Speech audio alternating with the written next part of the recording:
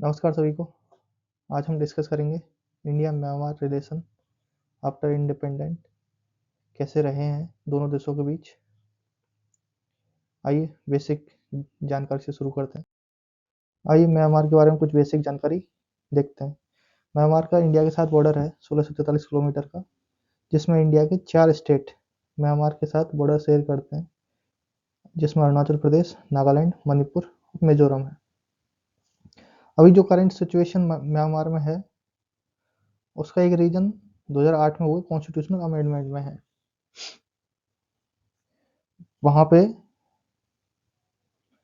जो पार्लियामेंट की सीट हैं उनमें से 25% मिलिट्री ने अपने अंडर ले ली, यानी कि वो रिजर्व रख ली उन्होंने अपने खुद के लिए।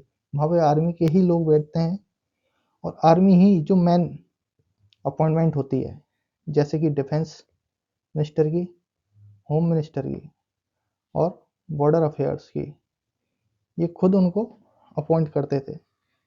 बाद में दोबारा इलेक्शन हुए थे, बट 2021 में इन्होंने कूप कर दिया। वहाँ पे जो रिलीजन है मेजोरिटी में बुद्धिस्ट हैं, इसके बाद 6.2% क्रिश्चियंस हैं, इस्लाम फेथ वाले भी हैं और हिंदुज़म वाले भी हैं और अदर्स भी हैं।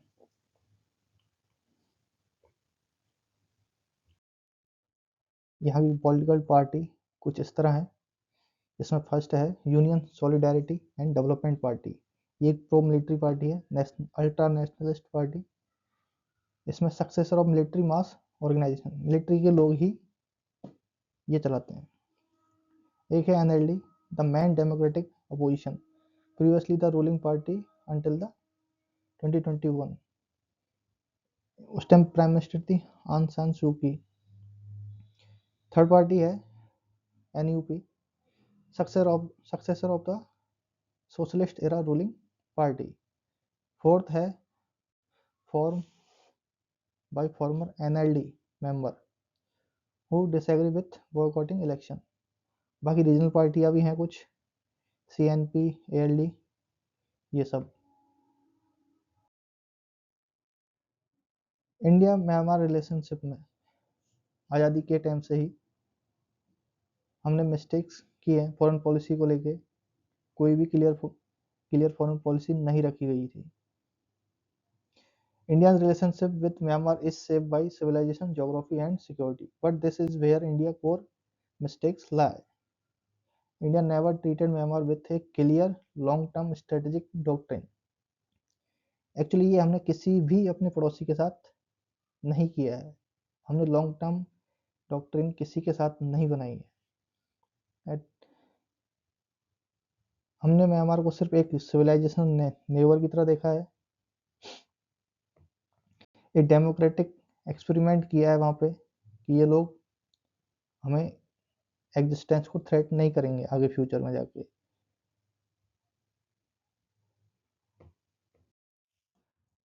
India major strategic mistakes with the Myanmar.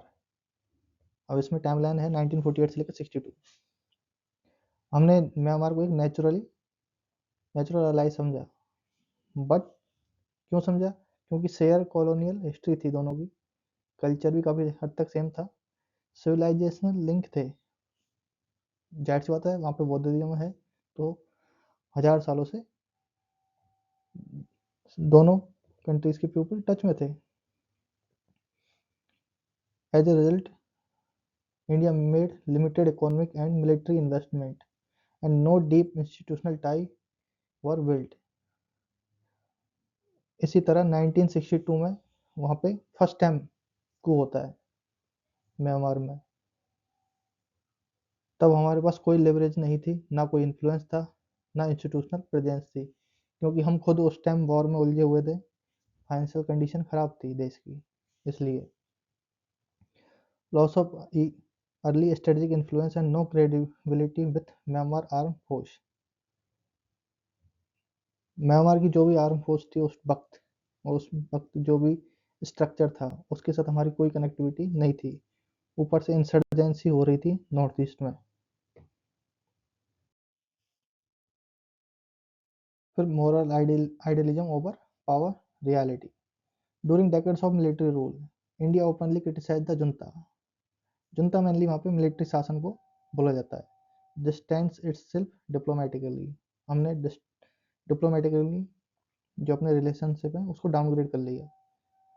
उसी टाइम पे चाइना ने वहाँ पे एंट्री ली और वहाँ की मिलिट्री के साथ इंगेजमेंट बढ़ाई, उनको हथियार सप्लाई किए और उनके साथ ट्रस्ट बिल्ड किया, जो कि हमने नहीं किया अभी तक इतने सालों में, हमारे पड़ोसी होने के नाते भी और कल्चरली सेम होने के नाते और बॉर्डर शेयरिंग होने पर भी. ये हमारा स्ट्रेटजिक फेलियर था. Indian prioritise moral positioning over power engagement, damage to India. Myanmar military began seeing India as a lecturing power. किसी को भी आज के टाइम पर लेक्चर नहीं चाहिए, समझ रहे हो. आज के टाइम पे अगर आप फाइनेंशियली किसी को सपोर्ट करते हो तो वो आपकी सुनेगा थोड़ा बहुत, जैसे पाकिस्तान है अमेरिका की सुनता है, क्योंकि अमेरिका पाकिस्तान को फाइनेंशियली सपोर्ट कर देता है IMF के थ्रू, वर्ल्ड बैंक के थ्रू या खुद पर्सनल लोन दे के. और चाइना इस बीच म्यांमार के लिए एक रिलायबल पार्टनर उभर के आया. फिर जैसे जैसे टाइम आगे निकलता है वहाँ पे डेमोक्रेटिक गवर्नमेंट फॉर्म होती है. इंडिया ने सारा ही जो अपना डिप्लोमेटिक एफर्ट है वो एक डेमोक्रेटिक गवर्नमेंट में लगा दिया. ये लेडी उस वक्त, इनका नाम है आंग सान सू की, ये उस वक्त PM थी. जो एक्चुअल पावर थी इलेक्टेड गवर्नमेंट होने के बाद भी वो मिलिट्री के पास ही. इसलिए मिलिट्री ने कभी हमारे साथ अच्छे रिश्ते नहीं थे. तो इससे हमें जो हमारी बॉर्डर सिक्योरिटी थी नॉर्थ ईस्ट में वो कॉम्प्रोमाइज़ होने लगी. इंसर्जेंट ग्रुप बॉर्डर क्रॉस करके और ड्रग्स वगैरह, आर्म्स स्मगलिंग, ये सब बढ़ गई.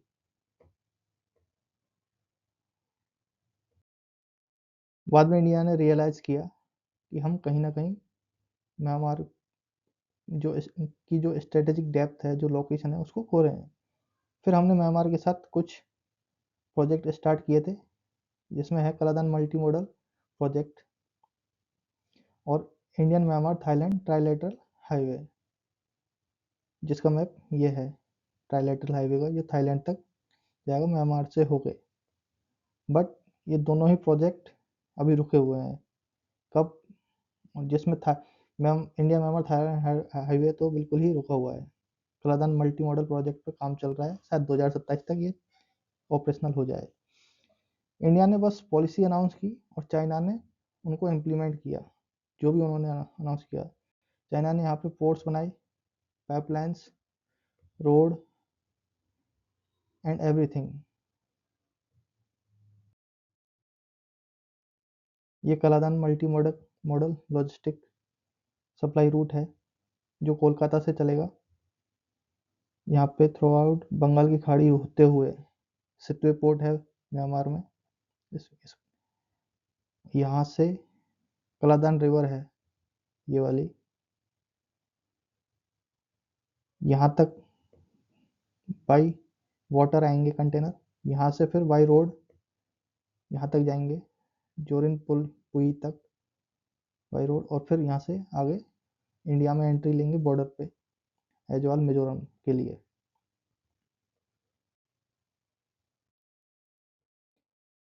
Post 2021 coup, strategic silent without strategic message. After the 2021 military coup, India did not openly condemn the junta.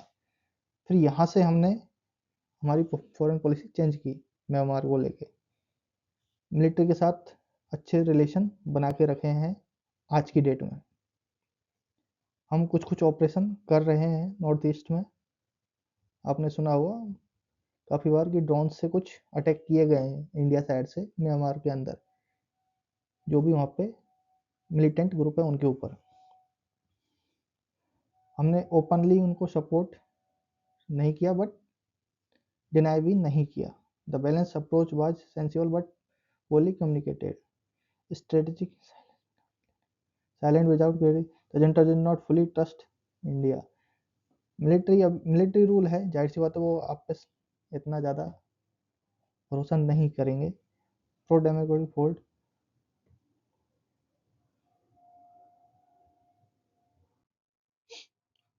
Concrete losses India suffered due to these mistakes. Beginning north east security, हमारी इससे security को dent पहुंचता है बहुत। ये major Chinese project है जो Myanmar से होकर निकला है। ये बन चुका है प्रोजेक्ट। हमारे प्रोजेक्ट अभी अटके हुए हैं, बट इन्होंने सारे प्रोजेक्ट कंप्लीट कर दिए हैं अभी। इसका नाम Kyaukphyu deep sea port है। Oil and gas pipeline bypassing Malacca Strait. Arm supply dominate India, Bay of Bengal and Andaman interest were directly affected, क्योंकि यहाँ पे चाइना की जो नेवी है उसको डायरेक्ट एक्सेस दिया हुआ है म्यांमार ने।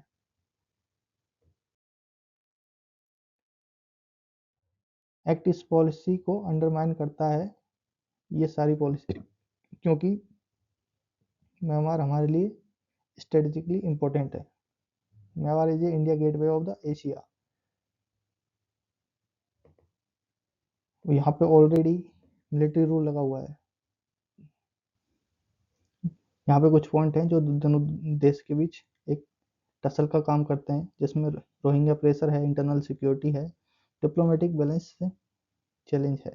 Myanmar military see India as a half committed और democratic force see India as a too cautious, क्योंकि वहाँ पे दोनों ग्रुपों के बीच जो डेमोक्रेसी चाहते हैं और जो मिलिट्री रूल चाहते हैं उनके बीच लड़ाई चल रही है। Indian biggest mistake core inside India में Myanmar as a moral aspiration, not a power reality. China उसी तरफ चाइना किस तरह से देखता है म्यांमार को, हु कंट्रोल पावर, पावर किसके हाथ में है उसके साथ रिश्ते अच्छे करो। मिलिट्री के पास पावर है तो चाइना मिलिट्री से डायरेक्ट इंगेजमेंट करता है। कहाँ इन्वेस्ट करना है उसके लिए भी डायरेक्ट मिलिट्री से पूछो और फाइनेंशियल सपोर्ट करो। हाउ टू वेट पेशेंटली, और वेट करना सीखो। जब भी मिलिट्री रूल होता है कहीं कहीं ना कहीं उनकी भी मजबूर होती है कि वो उनको देश चलाने के लिए फंड्स चाहिए।